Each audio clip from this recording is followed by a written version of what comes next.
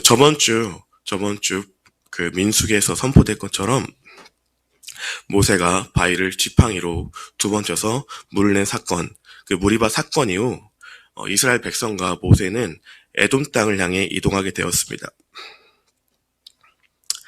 에돔 땅은 남북으로 뻗은 세일산 일대 중심으로 들판한 아라바 강야를 포함하고 있습니다. 그리고 서편에는 사막이 있습니다. 무리바 사건 이후 모세와 이스라엘 백성들이 에돔 땅으로 이동한 이유는 바로 가나안 땅으로 이동하기 위해서 가장 적합한 루트가 바로 에돔 땅으로 이동해 움직이는 루트인 것입니다. 모세를 포함한 이스라엘 사람들은 카데시 바네아라고 되어 있는 곳에서 가나안 땅으로 가기 위해서는 꼭 에돔 땅을 지나야만 가장 빠른 길이라고 생각했고 그 길이 가장 빠른 길이었습니다. 그리고 이스라엘 민족 전체가 이동하기 위해서 모세는 본문 14절에 보시면 알겠지만 에돔 왕에게 허락을 받기 위해 사신을 보내게 되었습니다.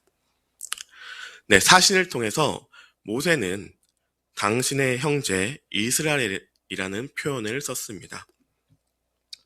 에돔을 형제의 나라라고 표현하고 있습니다. 그 이유는 에돔과 이스라엘의 역사에 나와 있습니다. 이스라엘과 에돔이 이삭의 두 아들인 야곱과 에서의 후손이기 때문입니다. 그래서 모세는 에돔 왕에게 이스라엘을 당신의 형제 이스라엘이라고 표현하며 호의를 기대하고 사신을 보내었습니다. 하지만 본문에 나와 있던 것처럼 모세의 생각과는 전혀 다른 에돔 왕의 모습이 보여집니다. 에돔 왕은 형제의 나라 이스라엘 간청에도 군사적 충돌을 마다하지 않겠다고 냉정하게 거절하고 있습니다. 결단코 자기 땅에 발을 들이게 하지 않을 거라는 명백한 이야기를 이 하나님 성경에서 하고 있습니다. 모세는 에돔 왕에게 당시에 큰 교역로였던 왕의 대로로만 행진할 것을 요구하고 있습니다. 그리고 절대로 결단코 에돔의 그 어떤 농작물도 건들지 아니하며 심지어 우물물도 마시지 않고 곧바로 그 영토, 에돔의 영토를 빠져나가겠다고 말까지 했습니다. 하지만 형제의 나라인 줄 알았던 에돔의 그 거절에 모세는 적잖이 당하지 않을 수 없었을 것입니다. 그리고 두 번째로 협상을 요구했습니다. 19절에 아무 일도 없으리라 라고 얘기한 것처럼 큰 길만을 사용하겠으며 만약에 이스라엘 백성이나 내가 에돔의 물을 마시게 된다면 그 물값도 지불하겠다고 이야기했습니다. 오직 길로만 지나갈 뿐 아무것도 그 어떠한 군사적인 행동, 심지어 평범한 행동마저도 하지 않겠다고 결단한 것입니다. 하지만 그런 말을 듣는 에돔 왕은 전혀 그 마음이 변함이 없었습니다. 군대를 이끌고 나와 전쟁을 불사르겠다며 그들을 막아섰습니다. 결국 이스라엘 백성들은 그들이 원하는 에돔 땅을 가로질러 가는 루트를 포기할 수밖에 없게 되었습니다. 에돔 땅을 대륙을 우회해서 가나안 땅으로 나아갈 수밖에 없었습니다. 그 우회한 길과 에돔 땅을 지나가는 루트에 얼마만큼의 시간적 차이가 있는 줄 아십니까? 1년, 2년, 10년? 아닙니다. 에돔 땅 루트로 가나안 땅으로 향할 때는 40일 정도가 걸리는 것으로 추정됩니다. 하지만 여러분도 알다시피 에돔 땅을 지나치지 않고 우회해서 그들은 40년 동안 광야에서 헤매고 말았습니다. 40일과 40년, 결단코 타협이 있을 수 없었겠죠. 제가 만약에 모세였다면, 제가 만약에 이스라엘 백성이었으면 전쟁을 불사르면서 에돔과 싸웠을 것 같습니다. 하지만 모세와 이스라엘 백성들은 묵묵히 에돔 땅을 우회해서 걸어갔습니다. 그들이 과연 전쟁이 무서워서 그랬을까요? 그전 본문 말씀 보면 전쟁이 무서웠던 백성들도 있었을 것입니다. 하지만 갈렙과 여호사 같이 하나님을 의지한 채 전쟁을 불사하자고 하면은 묵묵히 전쟁을 할 그런 이스라엘 백성들도 있었을 것입니다. 하지만 전혀 그런 반발이 없이 에돔 땅을 건너지 않고 바로 대륙을 우회해서 걸어가는 루트를 택했습니다. 그 이유는 바로 하나님께서 에돔과 다투지 말라고 말씀하셨기 때문입니다. 그 말씀은 신명기에 나와 있는데요. 신명기 2장 4절에서 6절입니다. 제가 4절에서 6절을 교독하겠습니다. 너는 또 백성에게 명령하여 이르기를 너희는 세일에 거주하는 너희 동족에서의 자손이 사는 지역으로 지날 텐데 그들이 너희를 두려워하리니 너희는 스스로 깊이 삼가고 그들과 다투지 말라. 그들의 땅은 한 발자국도 너희에게 주지 아니하리니 이는 내가 세일산을 에서에게 기업으로 주었음이랴. 너희는 돈으로 그들에게서 양식을 사서 먹고 돈으로 그들에게서 물을 사서 마시라. 아멘. 하나님께서 신명기에서 에돔과 싸우지 말라, 다투지 말라고 말씀하셨습니다.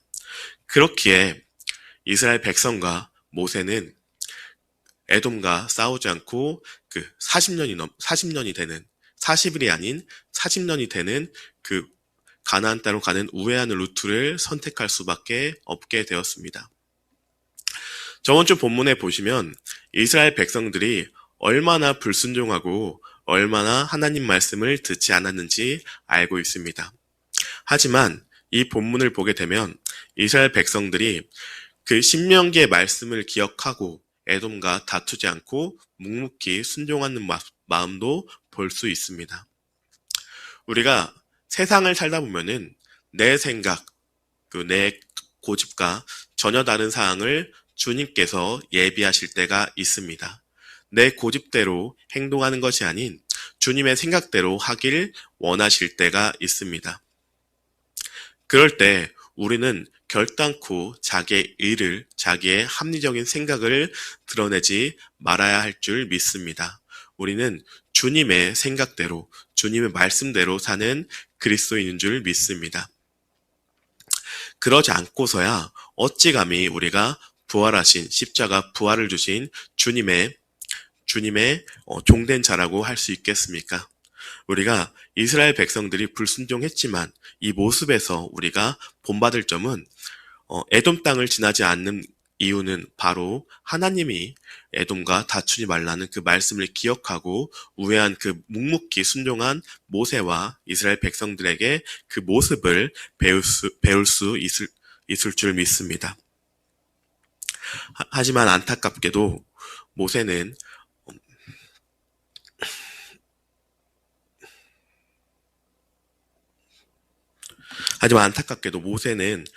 에돔을 루트하는 과정에서 호르산에 도착했을 때 가장 자기가 아끼고 따랐던 친형을 잃게 됩니다. 바로 아론이 죽게 되는 것이었습니다. 아론은 말을 더듬는 모세를 대변하는 대변인이었습니다.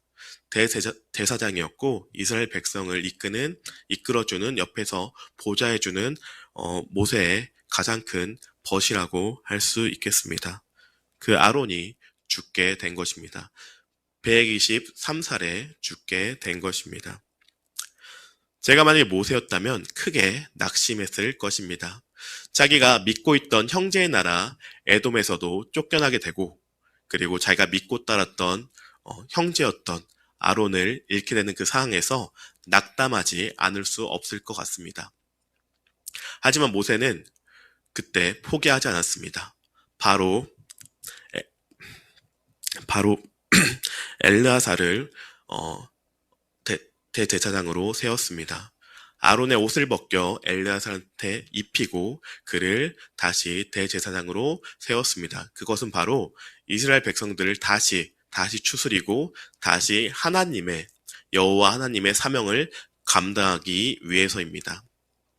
우리는 때론 세상 가운데 자기 생각대로, 자기 계획대로 되지 않는 상황들을 겪곤 합니다.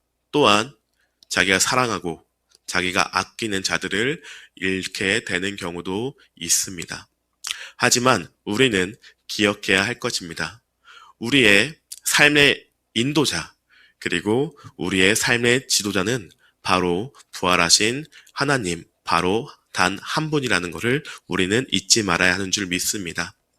우리가 사랑하고 우리가 아끼는 사람들이 내 곁을 떠난다 해도, 잃게 돼도, 심지어 배반한다 해도 우리는 결단코 마음이 흔들릴 이유가 하나도 없습니다. 그 이유는 바로 우리는 십자가 부활을 받은 사랑의 존재이기 때문입니다.